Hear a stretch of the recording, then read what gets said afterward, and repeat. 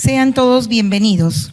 El Centro de Estudios Constitucionales del Tribunal Constitucional, continuando con sus actividades académicas, el día de hoy tenemos la presentación del libro Constitución y Arbitraje en el marco del Conversatorio Constitucional. Nos acompañan en la mesa de honor el doctor César Ochoa Kardich, magistrado y director general del Centro de Estudios Constitucionales del Tribunal Constitucional, quien será el moderador del presente conversatorio. También nos acompaña de forma virtual y desde España el doctor Bernardo Cremades, abogado, árbitro y profesor universitario, doctor por la Universidad de Sevilla.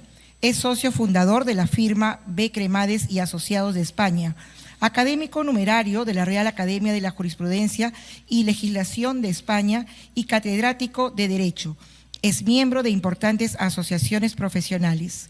Ha actuado como abogado de parte, coárbitro y presidente del Tribunal Arbitral en más de 400 arbitrajes. Se ha desempeñado en el ámbito del arbitraje ante los principales foros internacionales del mundo.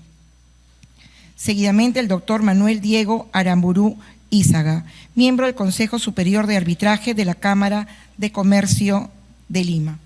Abogado por la Universidad de Lima, magíster en Derecho por la Universidad de Columbia, miembro del Consejo Superior de Arbitraje de la Cámara de Comercio de Lima. Ha sido profesor de arbitraje en la Universidad de Lima y la UPC. Ha sido miembro de la Comisión Consultiva de Derecho de Arbitraje del Colegio de Abogados de Lima y de la Comisión Revisora de la Ley General de Arbitraje, nombrada por el Ministerio de Justicia. Cuenta con amplia experiencia en arbitraje, derecho corporativo, contractual y contrataciones del Estado. También nos acompaña el doctor Ricardo Rodríguez Ardiles, abogado, árbitro y adjudicador de los principales centros arbitrales y consultor independiente, abogado por la Universidad de San Martín de Porres, con estudios de maestría en arbitraje, expositor sobre construcción, arbitraje y contrataciones públicas. Ha sido gerente general de la CAPECO y vocal del Tribunal de Contrataciones del Estado, miembro del Consejo Superior de Arbitraje del Centro de Arbitraje del Colegio de Abogados de Lima. Es autor de diversas publicaciones sobre su especialidad en distintos medios. Ha sido condecorado como árbitro en Derecho por el Colegio de Abogados de Lima. También nos acompaña la doctora Roxana Sotomarino Cáceres, abogada, magíster en Derecho Civil y doctora en Derecho por la Pontificia Universidad Católica del Perú, con estudios concluidos de Psicología y maestría en Psicología. Es profesora de la Pontificia Universidad Católica del Perú, de la UPC y de la Universidad de San Martín de Porres.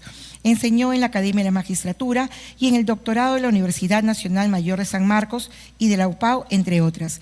Es árbitra de la Cámara de Comercio de Lima, del Centro de Análisis y Resolución de Conflictos de la Pontificia Universidad Católica del Perú y del Centro de Conciliación y Arbitraje de la Cámara de Comercio e Industria de Arequipa. Es adjudicadora del Centro de Análisis y Resolución de Conflictos de la Pontificia Universidad Católica del Perú. Autora de diversos artículos y libros sobre materias diversas. Realizó una investigación postdoctoral en el Instituto de Investigación Jurídica de la Sorbona, Universidad París I, un curso de especialización de efectos académicos en España sobre servicios municipales en la antigua Universidad de Alcalá de Henares, Madrid, España. Y también nos acompaña el doctor Rodolfo Miranda, abogado por la Pontificia Universidad Católica del Perú y máster en Law of International Business Regulation, Litigation and Arbitration por la New York University School of Law. Es árbitro del Centro de Arbitraje de la Cámara de Comercio de Lima y de Tacna.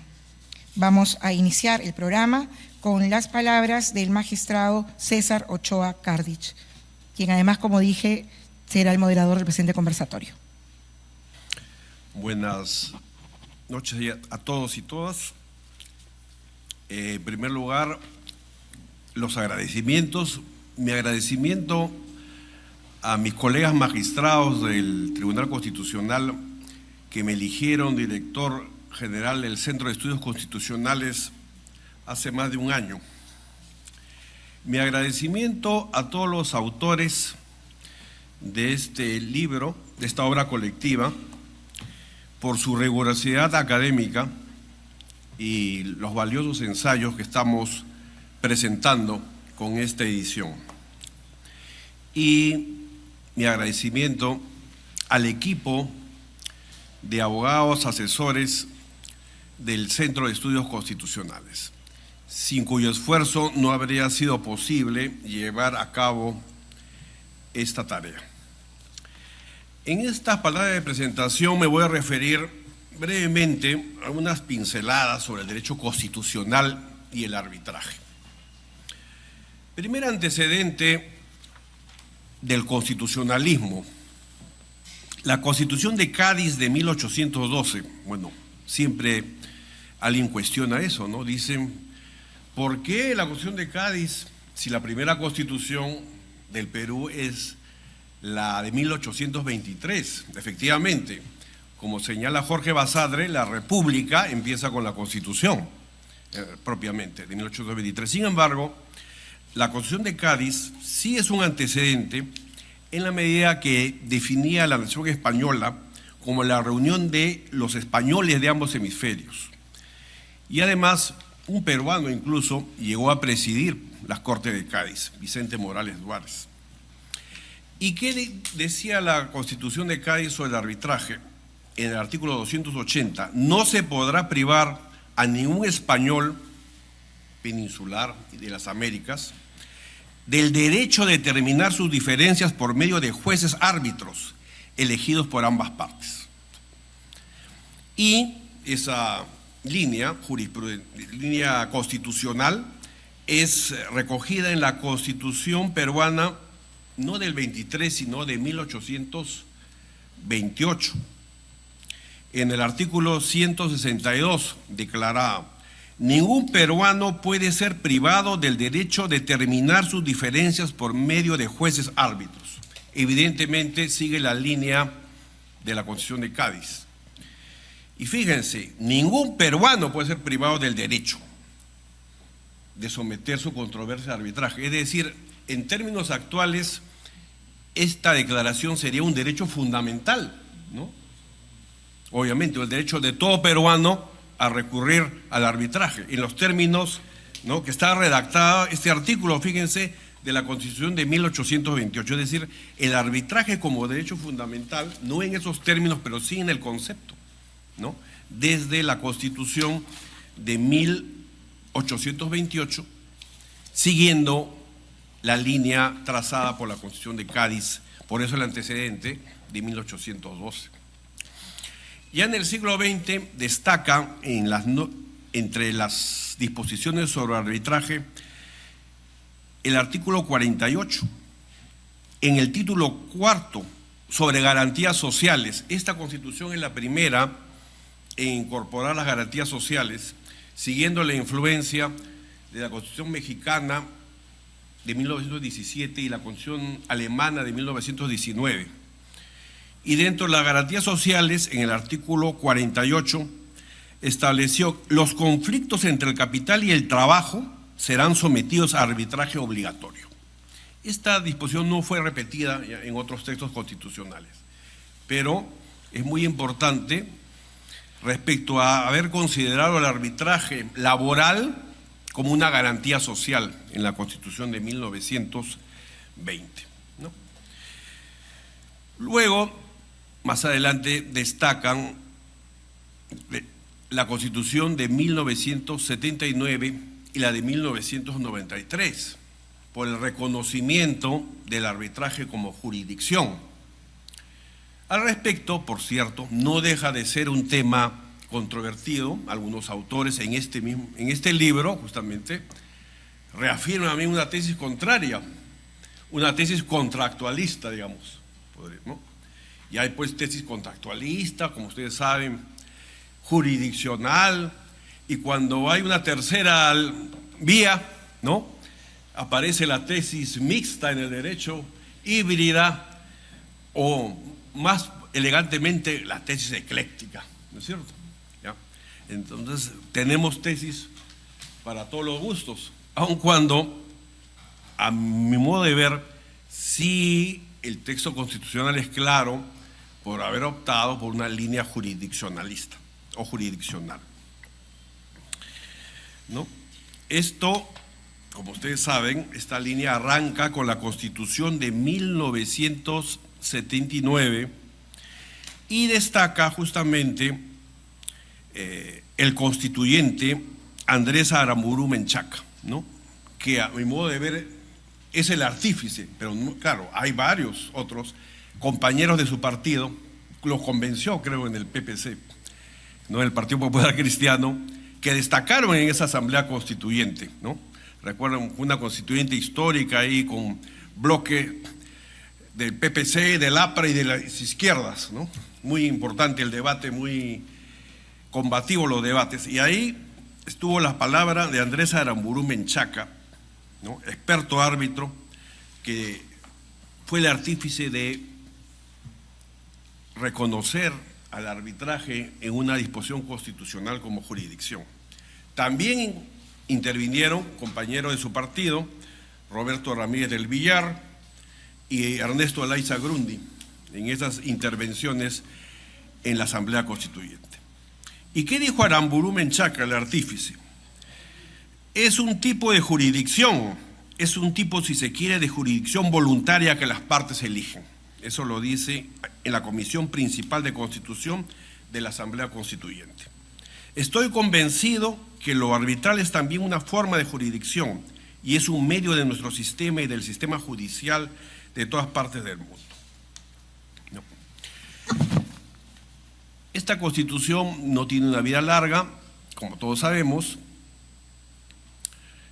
En 1993 se aprueba una nueva Constitución redactada por el llamado Congreso Constituyente Democrático, y ahí nuevamente se pone pues en debate si el arbitraje es jurisdicción o no es jurisdicción. Bueno, no voy a hacer el resumen de todas las intervenciones, pero destaca, entre otras, la de César Fernández Arce, de la Alianza Nueva Mayoría Cambio 90, que categóricamente sostiene: el árbitro no tiene coercio, frente a los que criticaban no tiene coercio, pero sí tiene jurisdictio, y si tiene jurisdictio es jurisdiccional, ya es una cuestión ya etimológica. Lourdes Flores Nano, del Partido Popular Cristiano, ¿no? El árbitro dicta derecho, es decir, en esa medida ejerce jurisdicción. Por supuesto, todo es debatible, pero ahí está en el texto constitucional. A nivel de la Comisión de Constitución se aprobó la idea en un artículo de que efectivamente el arbitraje era jurisdiccional siguiendo a la Constitución de 1979, pero así, por arte no vemos de brujería, pero en realidad en el Pleno, ¿qué ocurrió? Se cambió el texto, ¿no? Esas cosas que ocurren en los parlamentos, ¿no? Que siempre nos sorprenden, ¿no? Hasta ahora. Entonces ya no estaba ese artículo. Y plantea una reconsideración otro distinguido miembro en esa época del Partido Popular Cristiano, Antero Flores Arauz, quien consigue, vía una reconsideración, que se incorpore, se reincorpore en todo caso el texto que reconoce al arbitraje como jurisdicción. Esos son los antecedentes, por supuesto, hay el debate, muy interesante. Si pese a ser jurisdicción, su naturaleza, digamos, su esencia contractualista es la que tiene un contenido ahí muy fuerte, ¿no? Eso lo dejo a los especialistas, ¿no? Para que nos sigan enriqueciendo al respecto. Sobre el control constitucional del arbitraje, de los laudos arbitrales, tema muy controvertido y que ha sido materia de la jurisprudencia del Tribunal Constitucional. Podemos distinguir, y esto lo señalo en el artículo, en el ensayo que escribo con el autor Luis Sáenz, ¿no?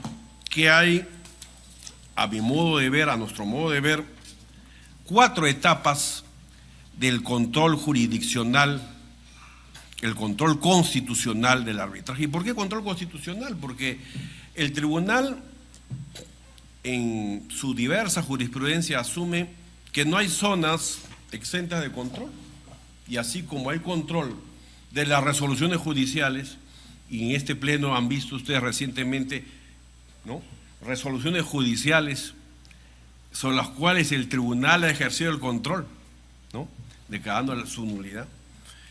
El tribunal asumió también que puede haber control de laudos, por supuesto, por causas muy acotadas, ¿no?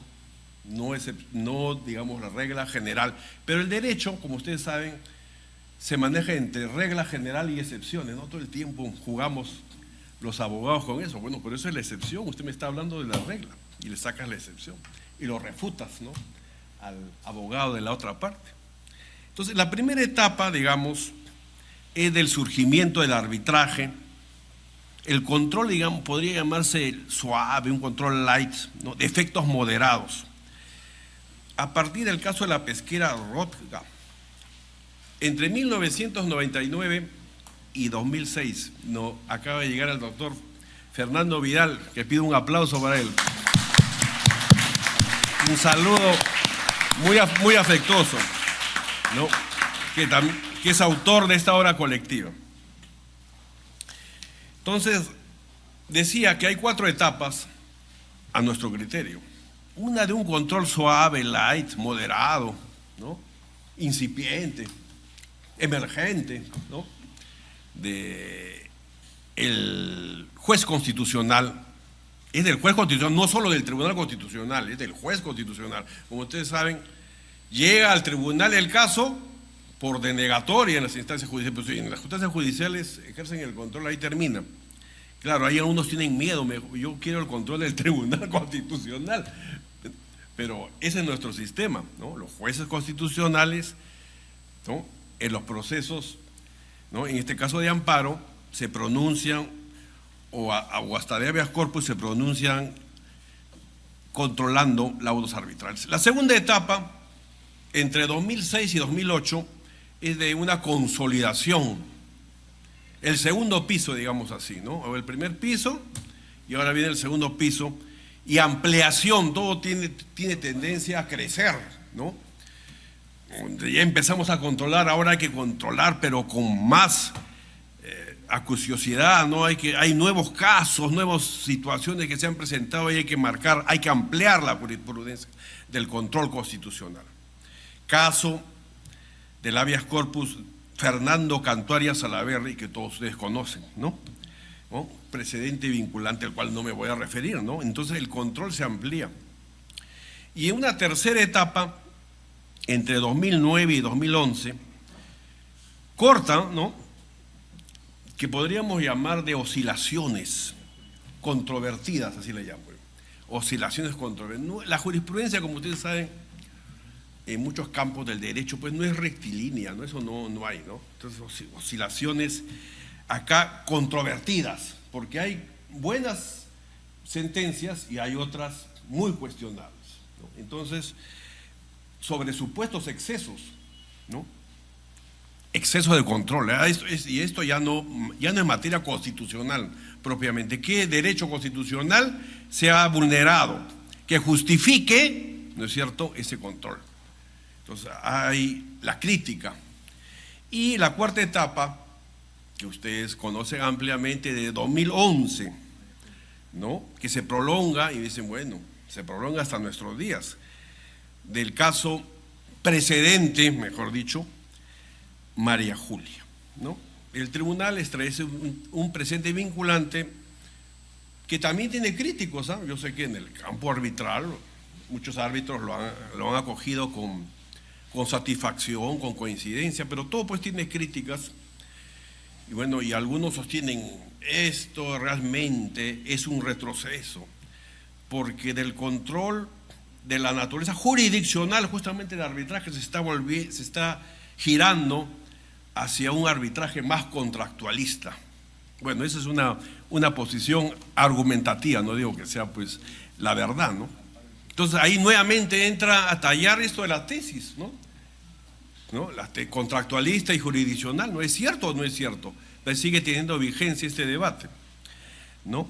En todo caso, podría decir que es un self-restraint, como se dice también en derecho constitucional, es decir, en la autorrestricción. El tribunal, vía su jurisprudencia, ha decidido autorrestringirse, ¿no? Y eso es lo que hace también el tribunal en otros campos, ¿no? ¿Y por qué el tribunal no dice esto o aquello? Nos exigen a veces la crítica. Es que tampoco somos un superpoder, porque si controláramos todo como muchos pretenden, entonces ya sería pues el superpoder el Tribunal Constitucional. Entonces los mismos jueces tienen que saber autorregularse, ¿no? Claro, lo puedo hacer, pero lo debo hacer, ¿no? Entonces ahí tiene sentido el presidente María Julia, aun cuando, y acá también tenemos en esta obra colectiva, ¿no?, ensayos que hacen comentarios respecto a si puede o no cambiar este precedente. Entonces, no ha terminado pues la historia, ¿no? Como dice pues la canción de Mercedes Sosa, ¿no? Cambia, todo cambia. Cambia lo superficial, también cambia lo profundo, cambia el modo de pensar, cambia todo en este mundo, cambia también la jurisprudencia. Y con eso concluyo y pasamos a la presentación del profesor Bernardo Cremades. ¿La tenemos a la vista o no? Agradezco muy de veras la invitación que me realiza el Centro de Estudios Constitucionales del Tribunal Constitucional de Perú para presentar el magnífico libro sobre Constitución y arbitraje. Se trata de un trabajo realmente importante porque la Constitución en todos los países es la norma suprema del ordenamiento jurídico y por lo tanto el arbitraje como fórmula técnica para solucionar los conflictos efectivamente tiene que estar sometido a las normas constitucionales. El Tribunal Constitucional es, digamos, el vértice supremo del ordenamiento jurídico y, en consecuencia, los árbitros, la institución arbitral, tiene que tener muy en cuenta lo que al respecto diga la Constitución.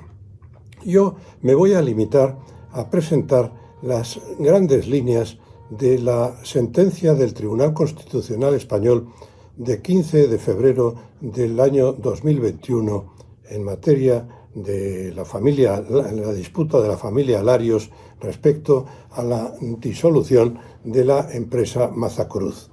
Este es una sentencia que ha marcado el quehacer del arbitraje en España y que tiene una enorme repercusión en el mundo del derecho comparado hispánico.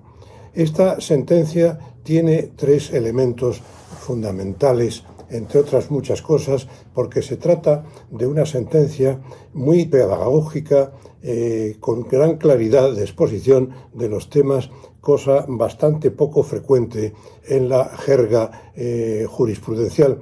Esta sentencia es muy clara y muy contundente en materia de arbitraje. Tiene, en primer lugar, unas consideraciones en torno a la llamada equivalencia jurisdiccional del arbitraje. En segundo lugar, afecta mucho a la motivación de los laudos. Y en tercer lugar, se centra fundamentalmente en el control judicial de los laudos. Respecto a la equivalencia jurisdiccional, la sentencia del Tribunal Constitucional Español quiere llamar la atención sobre ciertos abusos que se habían producido en la jurisdicción española respecto al control de las sentencias. Se decía que las sentencias arbitrales, los laudos, eran equivalente jurisprudencial y por lo tanto, al ser un equivalente jurisdiccional, se controlan como las sentencias judiciales.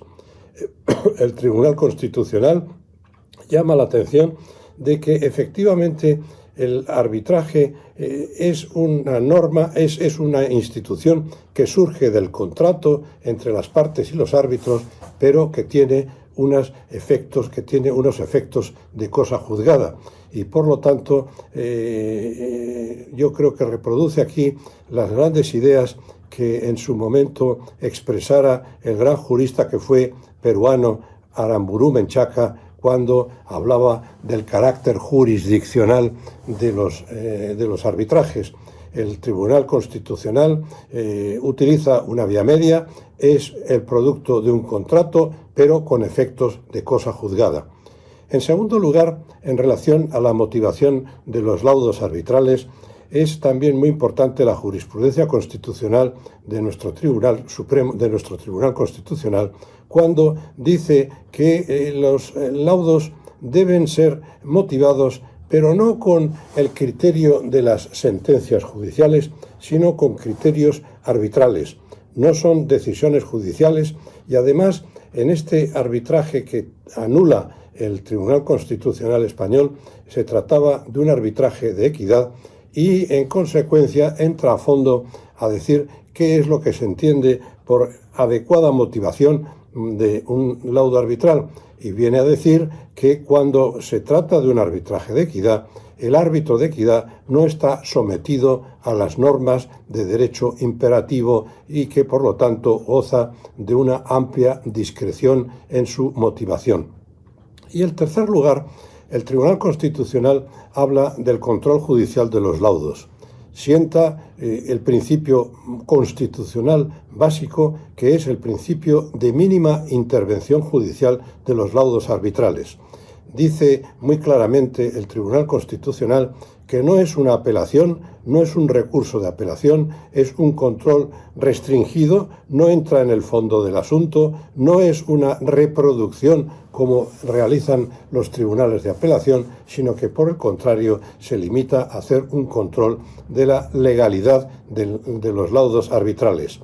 El criterio que señala, y esto es un tema fundamental, dice el criterio del juzgador cuando controla judicialmente los laudos arbitrales no es el que debe prevalecer. El que debe prevalecer es el criterio de los árbitros. Los árbitros son quienes deciden y en consecuencia, aunque el juzgador que intenta analizar la posible nulidad del laudo arbitral puede tener un criterio muy distinto del de los árbitros, dice el Tribunal Constitucional que efectivamente prevalece el criterio de los árbitros y además, por ejemplo, habla a fondo sobre el tema del orden público. Dice, no es un cajón desastre, no es un camino por el cual quepa introducir el criterio de la apelación, no debe entrar en el fondo del asunto, sino que por el contrario, el tribunal debe respetar la situación del arbitraje y no puede, por la vía de una ampliación del concepto de orden público, anular laudos arbitrales con un criterio excesivamente amplio, convirtiendo el recurso de amparo ante el Tribunal Constitucional en una verdadera apelación. Creo, finalmente, para hablar de la Constitución y el arbitraje, hoy en día hay que tener muy en cuenta los llamados arbitrajes de protección de inversión, precisamente porque estos arbitrajes se fundamentan en los tratados que tienen su conexión con la Constitución, cuando la Constitución da ese valor jurídico interno también a los tratados internacionales y, en consecuencia, esa posibilidad que tienen los ciudadanos para acudir al arbitraje de protección de inversiones, a la tutela arbitral internacional contra violaciones que se hayan producido del orden público internacional. El Tribunal Constitucional señala además que es precisamente en base a esos tratados cómo se montan estos arbitrajes de protección de inversión. Cuando existen inmunidades del poder, está la jurisdicción contencioso administrativa para, en el lado interno, proteger al ciudadano en cuestión. Cuando se produce en el plano internacional el verdadero control de las posibles inmunidades del poder se realiza precisamente a través de los arbitrajes de protección de inversión. Y hoy en día estos arbitrajes de protección de inversión han dado lugar a través de los artículos de los diferentes tratados a un control jurisdiccional importante. Es decir, por ejemplo, se habla de que a través del Fair and Equitable Treatment puede caber un control de la denegación de justicia y, sobre todo, lo que es claro es que cabe la expropiación judicial frente a criterios judiciales que son verdaderamente expropiatorios, con una expropiación bien directa o bien indirecta. En cualquier lugar, quiero celebrar la presentación de este magnífico libro sobre Constitución y arbitraje. Creo que el Tribunal Constitucional peruano y su centro de estudios realmente están haciendo una contribución muy importante al derecho comparado en materia de arbitraje y en materia de jurisprudencia constitucional. Muchas gracias. Muchas gracias al profesor Cremades. A continuación, las palabras de Manuel Diego Aramburu. Muchas gracias. Yo tengo que hacer un agradecimiento especial al Tribunal Constitucional por esta invitación, porque mi invitación es un poquito probablemente diferente a la del resto. Mi invitación dice que para el Tribunal Constitucional sería muy importante recordar a mi abuelo y reconocerlo hoy día.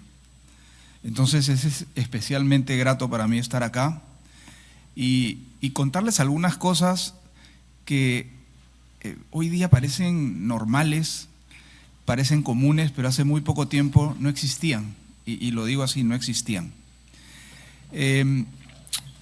Efectivamente, mi abuelo siempre le gustó el tema del arbitraje, estuvo muy metido en arbitraje, tenía una linda biblioteca en su casa y tenía libros de arbitraje. Y cuando yo me estaba por graduar de la universidad, le digo, oye, ¿de qué hago mi tesis? Y me dice, la de arbitraje, pues. ¿Y por qué? Porque nadie sabe. Esa fue su respuesta, porque nadie sabe.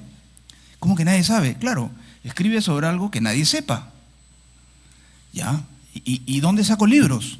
Yo te presto algunos, en la biblioteca había unos y vamos a buscarlos. Y uno de los dos primeros que me prestó fueron los libros de Bernardo Cremades, el rojo y el verde. Y siempre me hablaba de Bernardo, y bueno, yo he tenido después la oportunidad de conversar con él, de mi abuelo, y sí eran grandes amigos, pero con el tema, él me dice una cosa, me dice, mira, haz lo siguiente, párate en una esquina cerca al Palacio de Justicia y entrevista a 100 abogados, y yo te aseguro que nadie sabe qué es el arbitraje, todos te van a hablar del arbitraje de fútbol.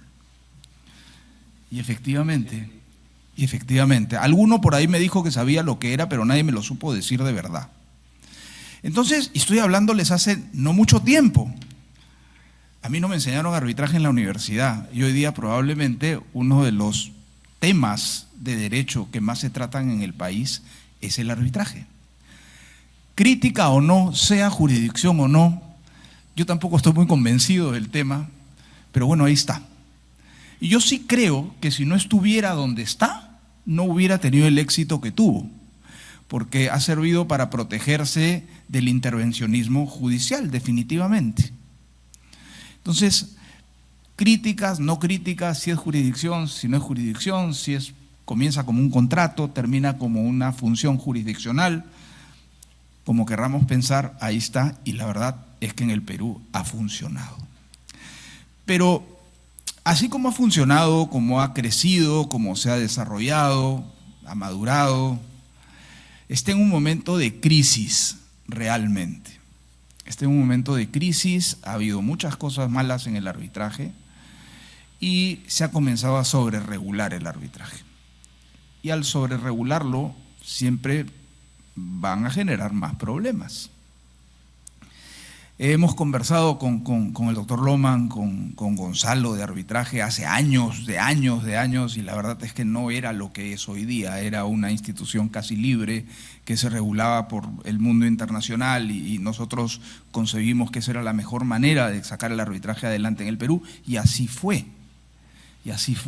Pero ¿qué ha pasado? Ha pasado que de repente este desconocido arbitraje se volvió no sé, la figura más sexy del derecho peruano.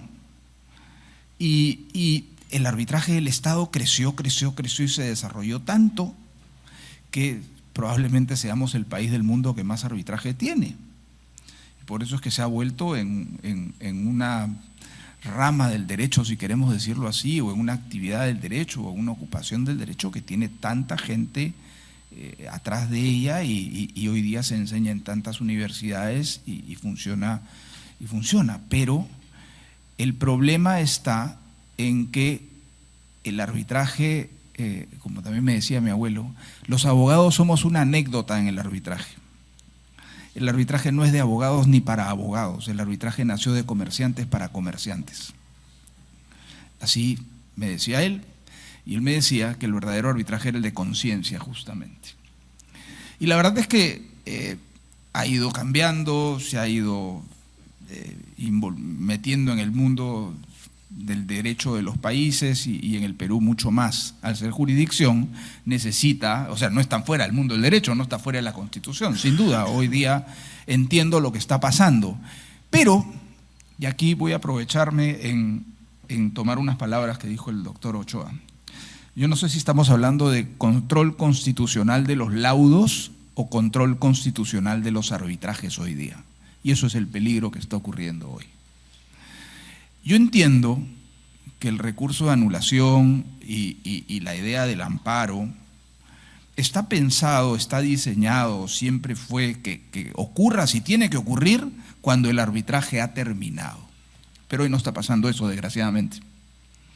Hoy se están planteando acciones de amparo en el medio, y eso lo que pasa o lo que hace es que los arbitrajes se traben. Y la verdad es que es peligrosísimo. Yo no sé si el Tribunal Constitucional de alguna manera puede sacar alguna directiva, algún precedente vinculante, lo que sea, pero yo sé que no pueden rechazar de plano las demandas, lo entiendo, pero lo que termina pasando y lo que está pasando es que es muy fácil. A mí me ponen un presidente de tribunal que no me gusta, lo recuso, la recusación sale infundada, me voy en amparo. ¿Y qué termina pasando? 4 años, 3 años. ¿Qué termina haciendo ese presidente de tribunal? No puede seguir, porque si sigue y le anulan el laudo al final, que todo lo que él hizo, lo que él cobró va a tener que devolverlo, el problema en que se puede meter, no funciona. ¿Qué tiene que hacer? O renuncia, con lo cual me zafo así de los árbitros que no me gustan, o para el arbitraje. Ni una ni otra son buenas salidas. Pero está pasando, desgraciadamente ya está pasando. Entonces ya no estamos hablando de control constitucional de los laudos. Ahora estamos hablando de control constitucional de los arbitrajes. Y eso yo no sé si sería correcto. Si es jurisdicción, es correcto que en el medio entre el Tribunal Constitucional a revisar un proceso en trámite.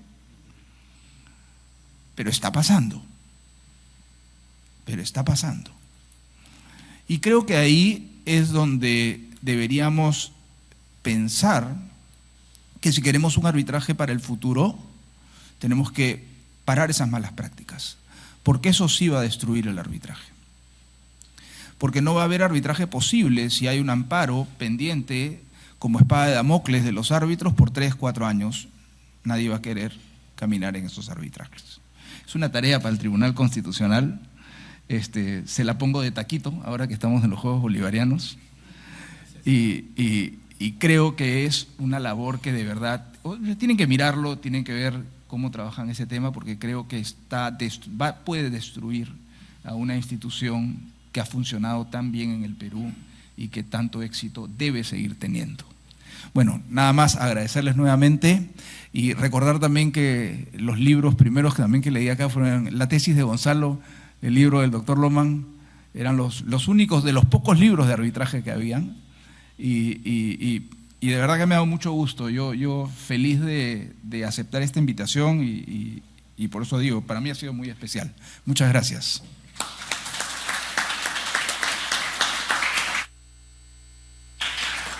Muchas gracias. A continuación, las palabras de Ricardo Rodríguez Ardiles.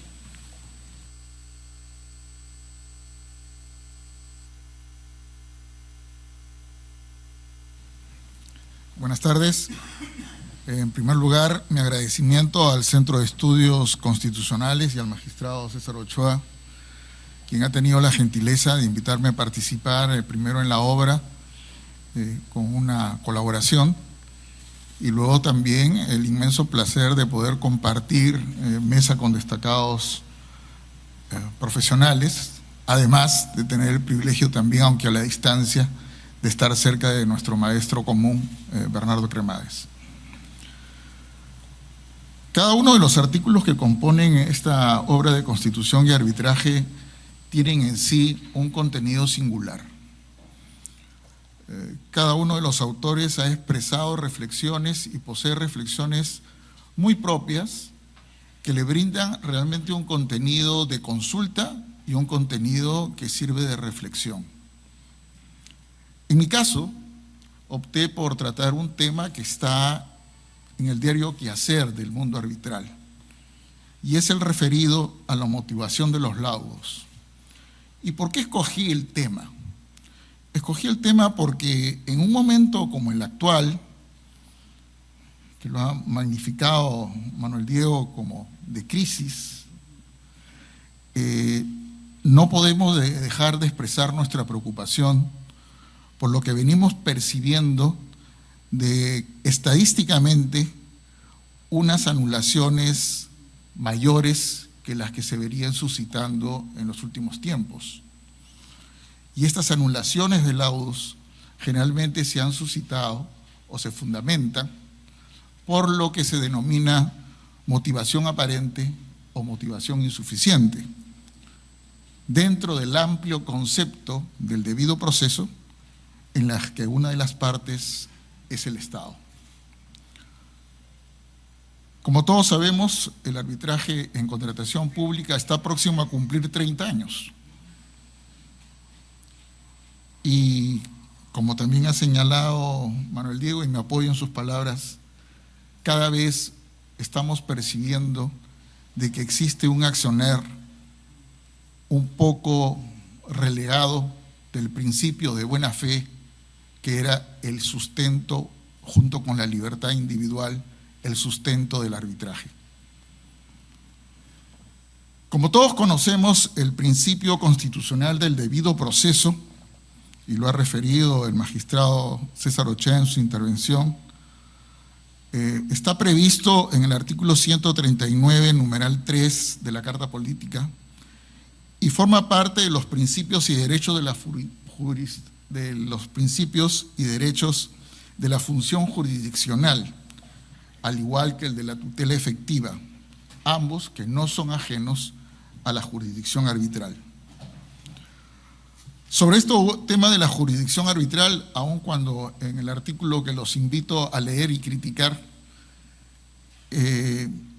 hago algunos alcances sobre el tema de la jurisdicción y arbitraje propiamente, creo que ya no es tiempo de volver a la reflexión sobre si es o no jurisdicción el arbitraje, por cuanto querrámoslo o no, más allá de las disertaciones de carácter académico, lo cierto es que desde el año 1979, en la Constitución de aquel entonces, que también nos ha referido el magistrado César Ochoa en su intervención, en el numeral 1 del artículo 233 ya se consagraba el arbitraje como jurisdicción. Esta circunstancia conlleva, como ha sido señalado de manera reiterada y sigue siendo señalado por el Tribunal Constitucional, que esta jurisdicción arbitral no está al margen del cumplimiento de los principios que informan la actividad de quienes administran justicia. Entre ellos, además de la independencia e imparcialidad de los árbitros, por supuesto, tanto en el aspecto formal como en el aspecto sustantivo, observar plenamente todas aquellas garantías que componen el derecho al debido proceso. Y es aquí donde surgen los mayores problemas. Pues si bien la existencia del debido proceso es un concepto explícito, su desarrollo no posee la misma extensión, debiéndose recurrir necesariamente a la doctrina y a los pronunciamientos de las Cortes Ordinarias y del propio Tribunal Constitucional para brindarle un acertado contenido.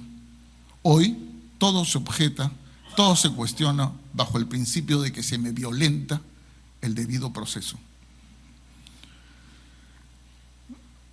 Tal como tendrán ustedes oportunidad de revisar en el texto que se ha publicado.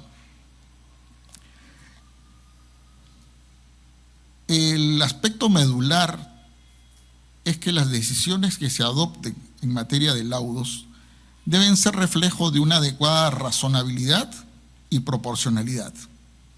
Es decir, deben de poseer el fundamento necesario mínimo indispensable para que quienes optaron en el ejercicio de su libertad recurrir a la vía arbitral en vez de la justicia ordinaria, posean un nivel adecuado de comprensión del razonamiento que el árbitro ha efectuado para asumir decisión.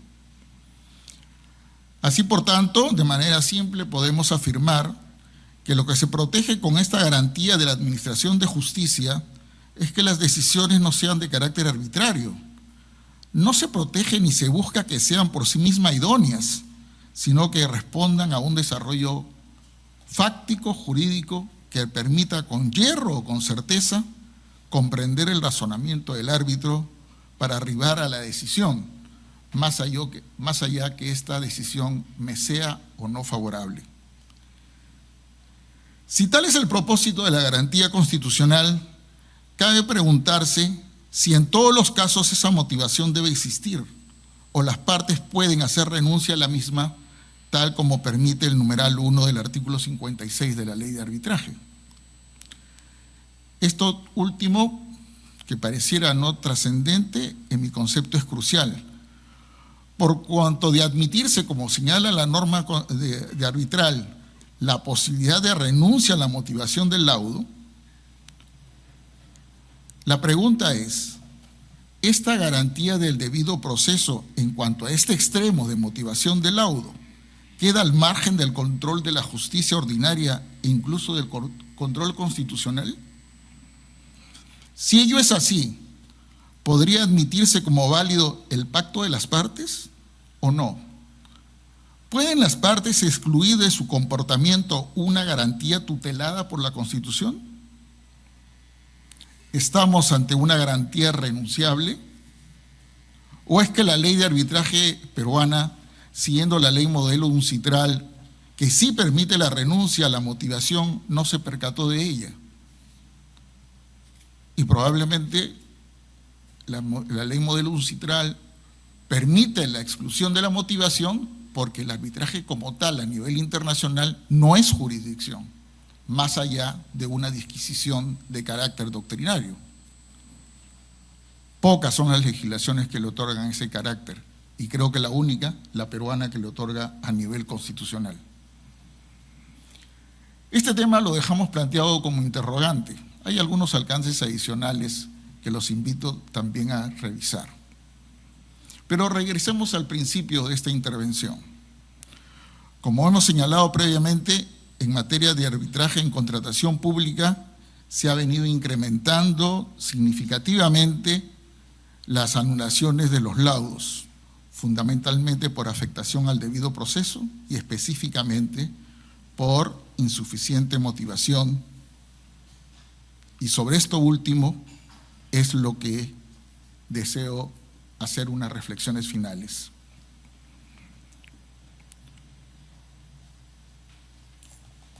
La motivación insuficiente, claro está, parece una verdad de perogrullo, no es ausencia de motivación. Y ahí está también el problema, porque si bien dentro de un desarrollo lógico puede existir insuficiencia para llegar a una conclusión, sea de la lógica pura o sea de la lógica jurídica, hay un cierto grado de subjetividad cuando se aplica para poder determinar si existe o no insuficiencia. Y esto no es ajeno cuando en muchas circunstancias comenzamos a escuchar que cuando una parte en litigio es el Estado, lo que hay que tutelar es los recursos del erario,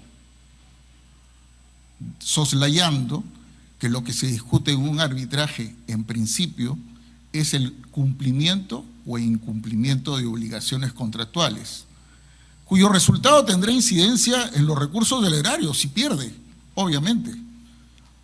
Pero yo como contribuyente, sea juez, sea árbitro, o simple marchante, tengo que estar atento de que lo más me perjudica en una decisión que sea tomado por una subjetividad supuestamente principista, cuando lo que en realidad requiero es una seguridad jurídica respecto del cumplimiento o incumplimiento de las obligaciones contractuales que he asumido como propias o que ha asumido mi contraparte.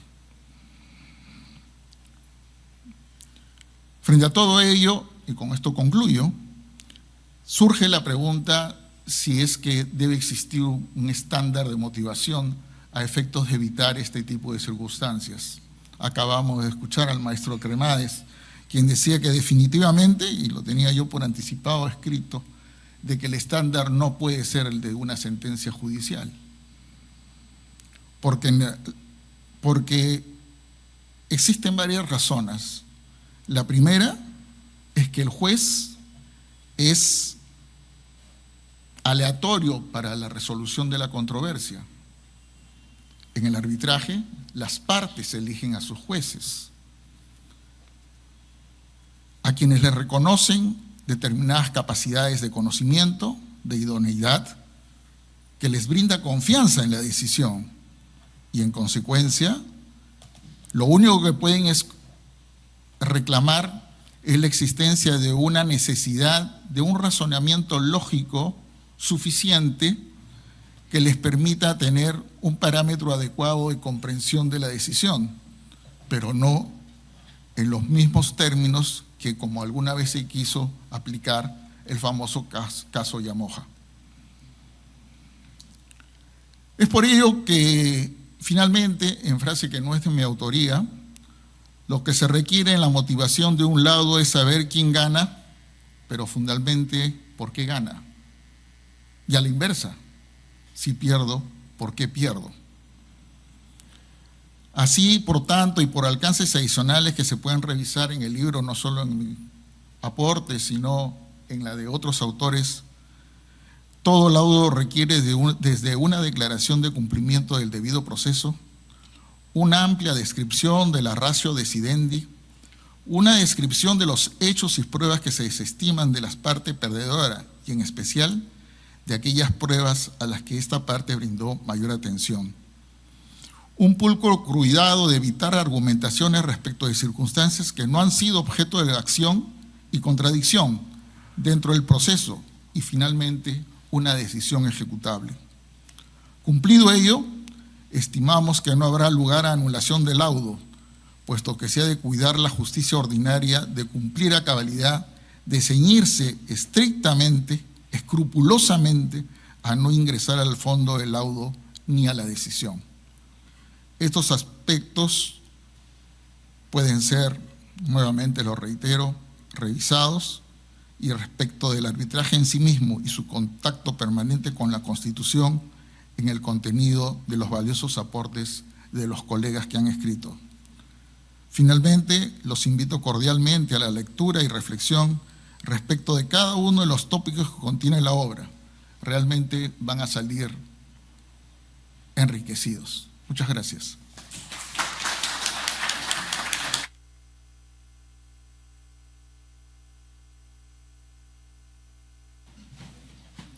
Ahora le cedemos la palabra a Roxana Sotomarino Cáceres.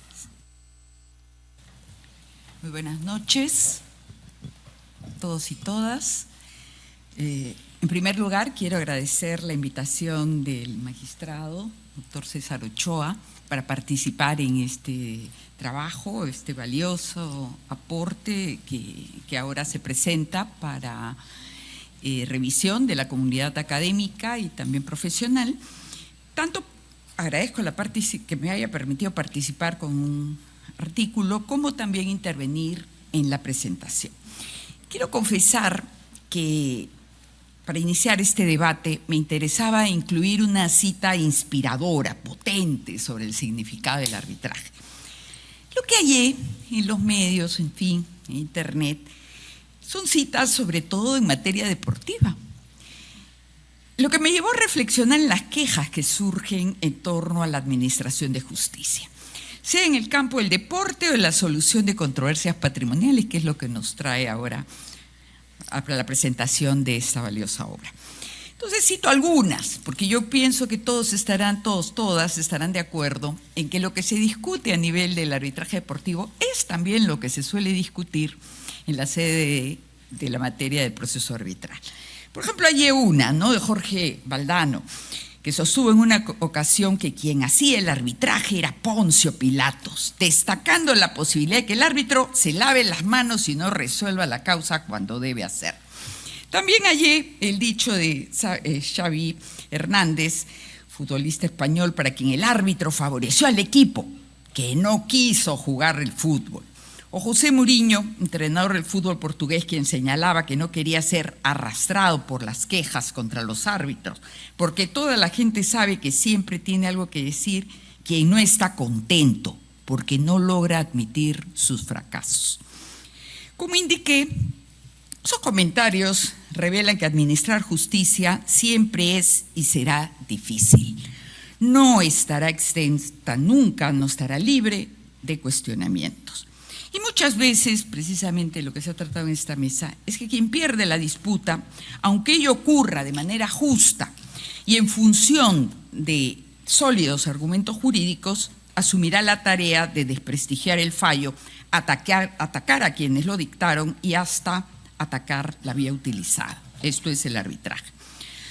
Lo cierto es que el arbitraje brinda una vía útil para resolver las controversias ante la tremenda ineficiencia que está demostrando el Poder Judicial para actuar con celeridad y eficacia o eficiencia.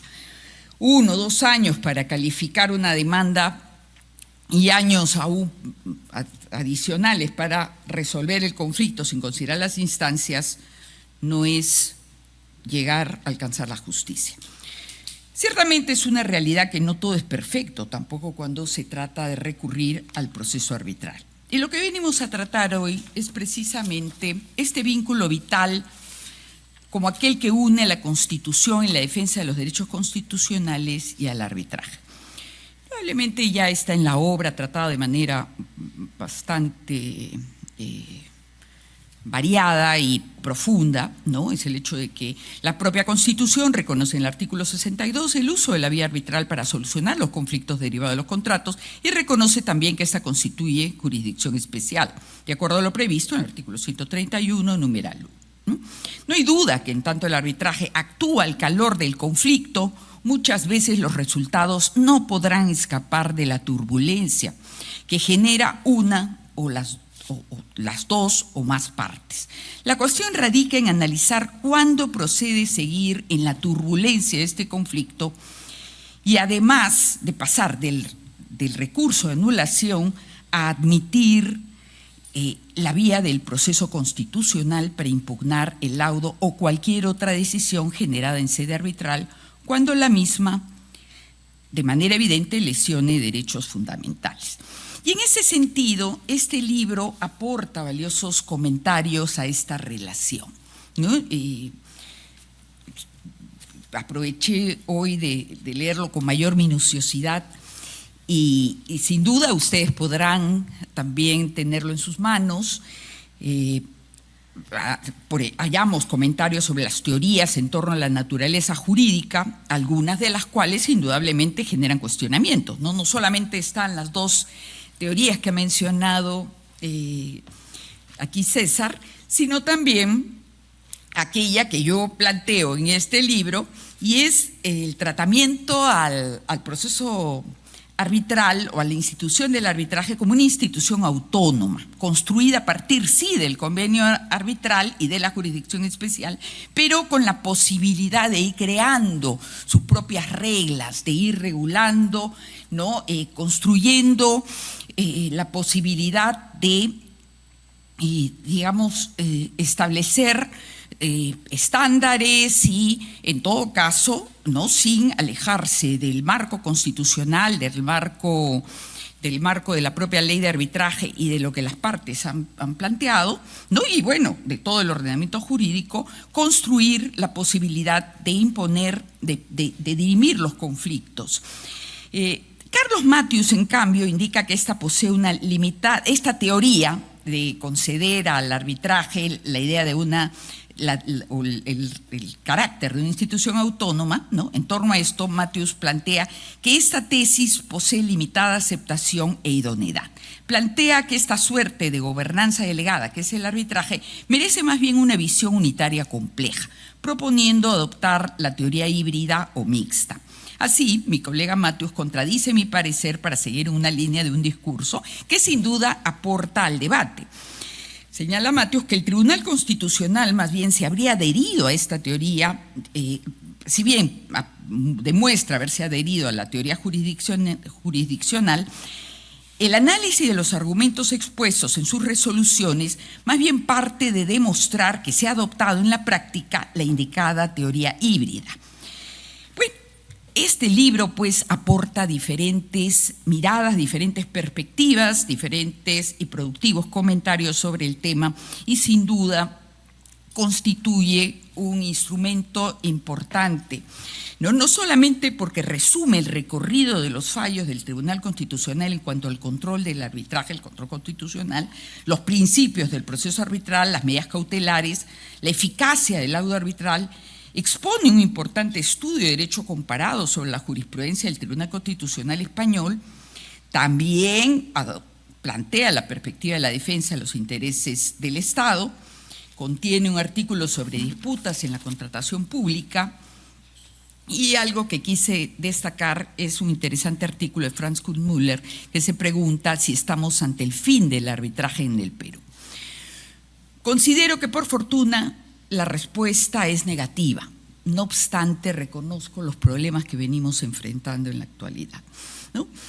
En todo caso, todo libro debe tener la posibilidad de mostrar el estado de la cuestión en cuanto a cómo hemos avanzado en el proceso arbitral. Y en ese sentido, este es un importante aporte, ¿no? Que debo frente al cual debo felicitar al magistrado Ochoa, pues considero que se cumplen los objetivos pedagógicos para un conocimiento profundo sobre el arbitraje mismo y sobre su conexión con la Constitución y con los mecanismos para hacer valer los derechos constitucionales.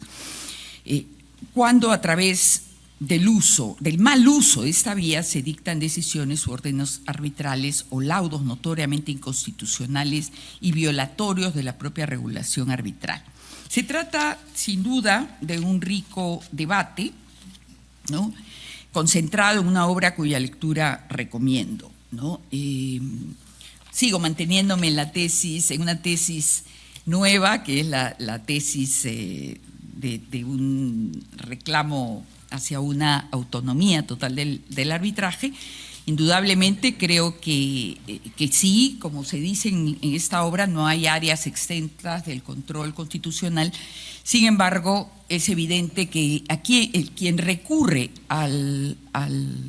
no solo a la anulación, sino al proceso de amparo, y sigue impugnando esta decisión, es por lo general quien no respeta muchas veces los alcances, reitero, de una decisión que ha sido emitida con absoluta motivación y argumentación. Además, ciñéndose a las pruebas, al análisis minucioso de las pruebas, ¿no? Existen también casos límites, ¿no? De hecho, uno de los que trato en mi aporte es aquel, ¿no?, el que tuvo por demandante al Banco de Crédito, una notoria intervención ajena a lo que plantea la ley de arbitraje, por el cual se pretendió comprender a una parte no signataria e incluso se demandó a quien se demandó vía arbitral y se sometió al procedimiento arbitral a una empresa pese a que no existía cláusula arbitral. Entonces, hay casos y límites en donde se justifica la intervención del Tribunal Constitucional en defensa de los derechos fundamentales, pero eso no nos debe llevar a una situación extrema en la que el Tribunal Constitucional permita una suerte de apelación encubierta. No lo permite el recurso de anulación y no hay por qué tampoco el Tribunal Constitucional deba admitir esta suerte de impugnación de quien no está contento con el laudo. Eso es todo lo que quería decir. Muchas gracias, ¿no? Los invito entonces a leer el libro. Bueno, efectivamente la última palabra de la interpretación constitucional la tiene el Tribunal Constitucional, pero las palabras de cierre en este panel las tiene Rodolfo Millán. Buenas noches. Bueno, las palabras de cierre las tiene César, como gran magistrado que es, además, muy vinculado a la Constitución y al arbitraje. En primer lugar, quiero agradecer a todos ustedes, veo caras conocidas, maestros, el doctor Loman, el doctor Vidal, Gonzalo García Calderón, Hans Fluri, amigos, David, Esteban, Roberto, en fin, muchos amigos. Bueno, el tema sobre el cual yo voy a hablar es el tema de arbitrabilidad y derecho de familia.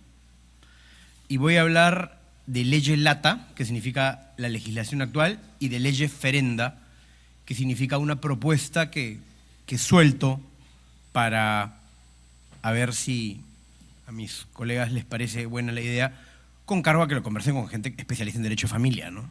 Yo no lo soy, pero me ha surgido la idea.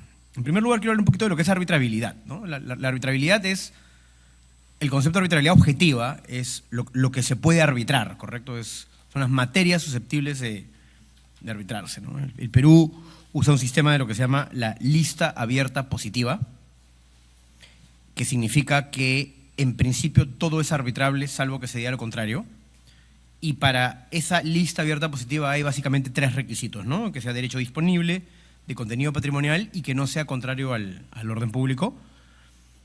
Y hay algunos supuestos negados, ¿no? O sea, todo lo que no encaje dentro de este supuesto, dentro de esos 3 supuestos, no es arbitrable.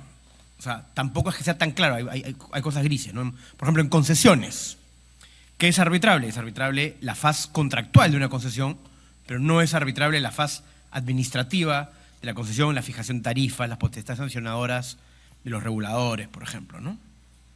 Ahora hablemos de arbitraje y familia. Bueno, yo le agregaría un tema más, además de lo que en mi libro yo llamo la arbitrabilidad general, de forma intentando ser un poco gráfico, le llamo la arbitrabilidad específica. Y eso está en el mismo artículo 3, queridos amigos, en el mismo artículo 3 de la ley de arbitraje, porque dice, es arbitrable las materias de libre disposición de contenido patrimonial y las que diga la ley.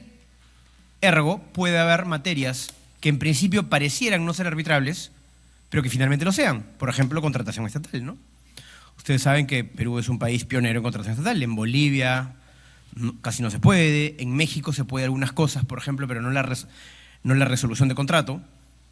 Pero al final del día el tema de la arbitrabilidad es una opción política del Congreso de la República y del Poder Ejecutivo.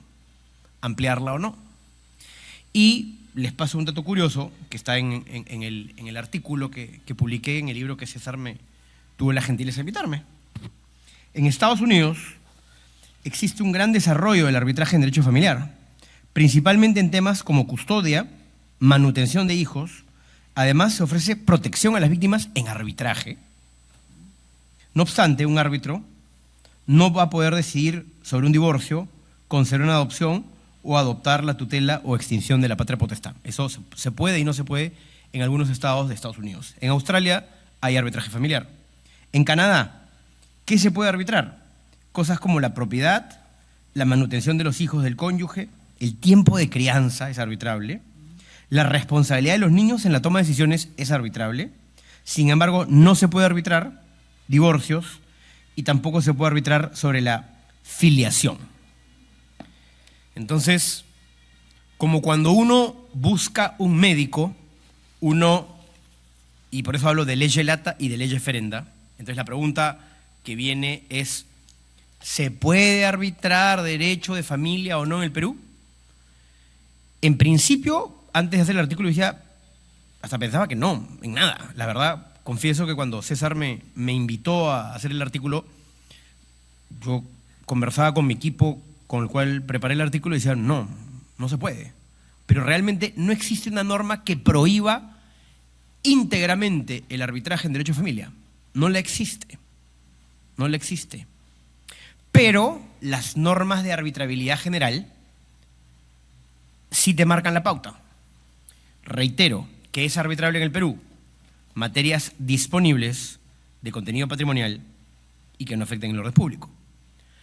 A partir de esos tres criterios generales, haciendo una intersección como los conjuntos o los diagramas de Ben Euler que estudiamos en la infancia, con el derecho de familia, podemos llegar a un plexo de conclusiones que de repente son debatibles.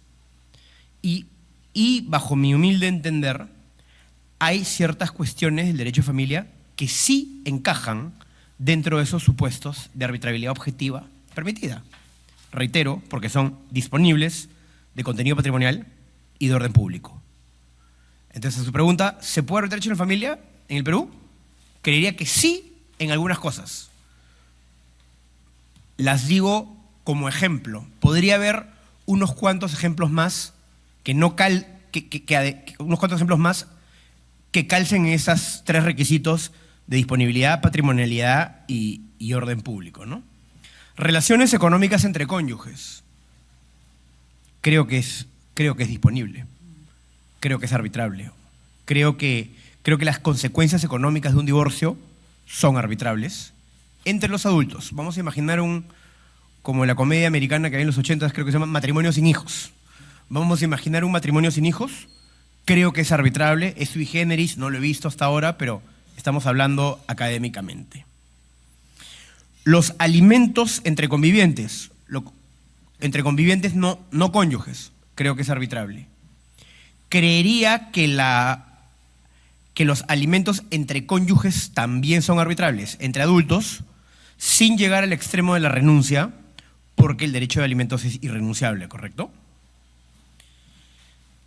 Los temas de gastos de embarazo también, y los temas de la liquidación de las sociedades de bienes cuando las papas queman y las parejas se divorcian, considero que es una materia arbitrable hoy en el Perú.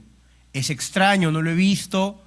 De repente, en algún momento, nuestro amigo Gonzalo, presidente del Centro de Arbitraje de la Cámara de Comercio, nos comenta que de repente le llegará su primera petición arbitral entre Perico y Mengana, que se están separando y hacen un convenio arbitral. Creería, Gonzalo, que si estamos dentro de esos parámetros de matrimonio sin hijos y temas patrimoniales, creería que extrañamente sí es un tema arbitrable, porque justamente no hay una prohibición expresa. No, o sea, porque justamente, ¿por qué? Porque no hay una prohibición expresa y general de arbitrar en derecho de familia. Ahora, ¿qué cosas clarísimamente no son arbitrables? Clarísimamente los alimentos hacia los hijos, la adopción, la tenencia, el régimen de visitas y un montón de temas de derecho de familia, porque no tienen ni contenido disponible, ni contenido patrimonial, y además porque prima el interés superior del niño. Entonces, a la pregunta de qué es arbitrable hoy en el Perú en derecho de familia, hay gente que seguramente dirá nada, y bueno, respeto esa opinión. En mi concepto, la palabra es, concluyendo, poco, algunas cosas sí, disponibilidad, patrimonialidad y orden público, y son los 4 o 5 temas que he dicho que los repito.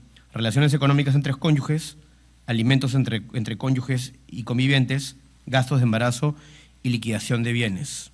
No es arbitrable lo demás, por ejemplo, tenencia, adopción, régimen de visitas, violencia doméstica, etc. Ahora, la pregunta que se viene es no solo lo que es, sino un tema de ley referenda.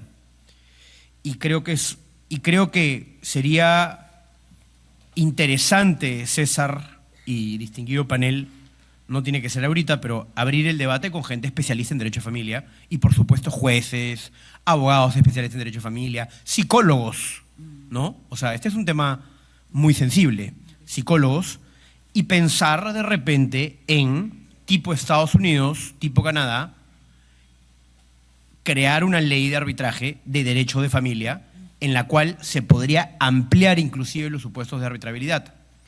Ahora, viene la preocupación por el interés superior del niño. Al final hay ciertos valores familiares que son de interés público, con lo cual habría que pensar ciertos mecanismos.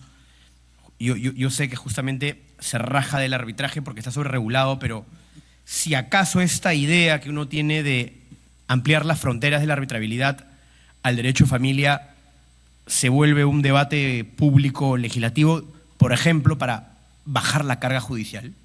Ustedes no se imaginan la cantidad de carga judicial que hay en los juzgados de familia y la cantidad de años que se pierde. A lo mejor, bueno, mi padre es ustedes lo conocen, mi padre es un promotor de la mediación. O sea, idealmente es la mediación, queridos amigos, ¿no? Es lo mejor porque justamente las personas se autocomponen, sanan las heridas, es pacífica.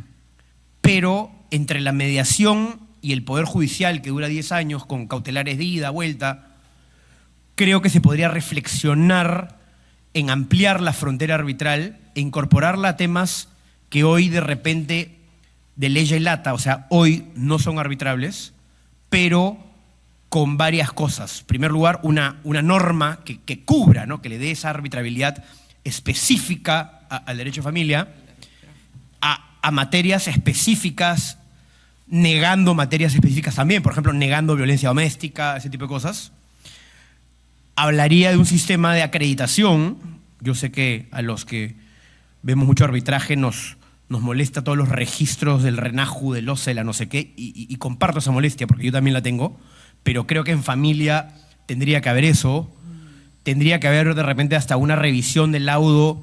Yo sé que estoy hablando cosas que pueden molestar, pero para cosas de familia, alguna revisión del laudo estatal, así como o sea, en fin, creo que es una materia en la cual hay que discutirlo. Creo que hay una potencialidad para disminuir la conflictividad judicial. Creo que bien llevada puede ser una manera de mejorar las relaciones familiares, y simplemente dejo el debate para que se estudie. Muchas gracias.